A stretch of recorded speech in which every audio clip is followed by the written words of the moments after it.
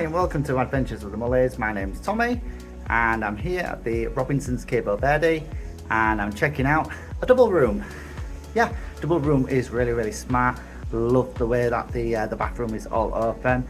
Going to show you around the room. It's absolutely excellent.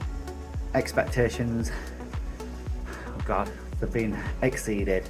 Absolutely. So let's check it out for now. So once upon a time on an island called Sal in Cape Verde comes the Robinson's Cabo Verde.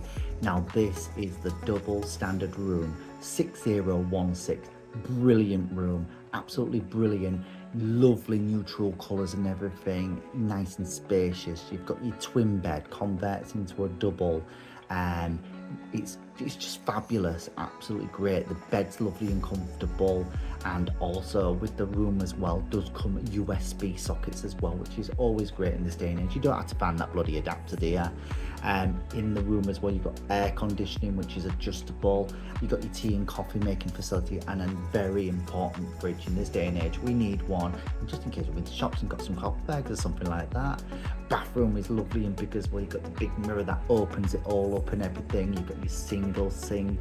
So modern, it's brilliant. One of the best hotels on Cape Verde. Sorry, I'm maybe a bit biased. You've got your walk-in shower as well, so you can get all refreshed, and obviously you've got the loo that's in there as well. I mean, look how spacious this is. It's absolutely brilliant.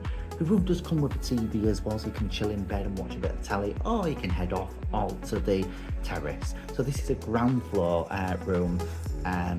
It's just great to just watch those stars twinkle at night. The grounds are fabulous. Loads of facilities, loads of activities going on that you will definitely not be bored. 5-star, forget it, call it 6-star. It's fabulous. I think you should get this book today.